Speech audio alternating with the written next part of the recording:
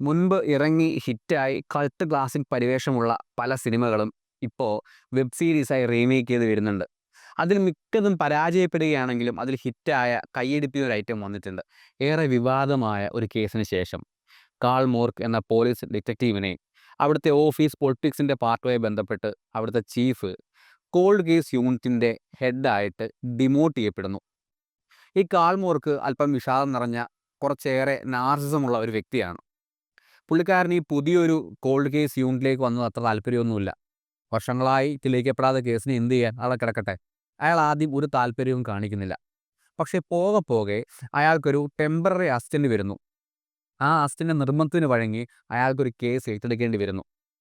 ആ കേസ് ഏറ്റെടുക്കുമ്പോഴും അന്വേഷണം തുടങ്ങുമ്പോഴും ഈ കാൾ മോർക്കിന് വലിയ മാറ്റങ്ങളൊന്നും തന്നെയില്ല. എന്തെങ്കിലും ആവട്ടെ, എന്തെങ്കിലും ചെയ്ത് തീർക്കാം എന്നൊരു രീതിയിലായിരുന്നു. കാരണം അയാളുടെ ശ്രദ്ധ മുഴുവൻ മുൻപ് വിവാദമായി അയാൾ ഡിമോട്ട് ചെയ്യപ്പെട്ട അയാൾ കൂടി പങ്കാളിയായിരുന്ന ഒരു കേസിലേക്കായിരുന്നു. പക്ഷേ ഈ കേസ് അയാൾ തിരഞ്ഞെടുത്ത അന്വേഷിക്കുന്ന കോൾഡ് കേസുമായി ബന്ധപ്പെട്ട അന്വേഷണം മുന്നോട്ട് പോകുമ്പോൾ അയാളുടെ മടിയെല്ലാം നീക്കി വെച്ച് അയാൾ ഒരു ഡിറ്റക്റ്റീവായി തന്നെ മാറുന്നു. ആ കേസിൻ്റെ രഹസ്യങ്ങളിലേക്ക് പോവുകയും ചെയ്യുന്നു.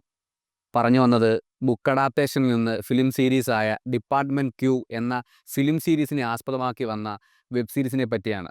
വെബ് സീരീസിൻ്റെ പേരും ഡിപ്പാർട്ട്മെൻറ്റ് ക്യൂ എന്ന് തന്നെയാണ്.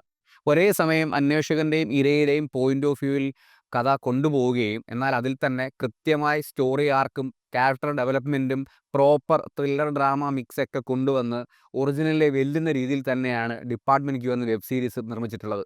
സിനിമയിലെ പോലെ തന്നെ വെബ് സീരീസിലും പ്രധാന 2 കഥാപാത്രങ്ങൾ കാൾ മോർക്ക്, അക്രം, ഈ 2 പേരുടെ പ്രകടനമാണ് എടുത്തു നിൽക്കുന്നത്. അതിൽ കാൾ മോർക്കായി എത്തിയ മാത്യു ഗുഡി, അക്രമായി എത്തിയ അലക്സേജ് മാൻലോവ് എന്നീ 2 നടന്മാരുടെ കിടിലൻ പ്രകടനമാണ് നമ്മളെ സീരീസിലേക്ക് പിടിച്ചിരുത്തുന്നത്. എന്തായാലും നെറ്റ്ഫ്ലിക്സ് സെക്കൻഡ് സീസൺ റിന്യൂ ചെയ്തിട്ടുണ്ട്. അതുകൊണ്ട് തന്നെ ഡിപ്പാർട്ട്മെൻറ്റ് ക്യൂ സീരീസിലെ കൂടുതൽ കഥകൾ വെബ് സീരീസായി കാണാൻ കഴിയും. എന്തായാലും കണ്ടു നോക്കൂ.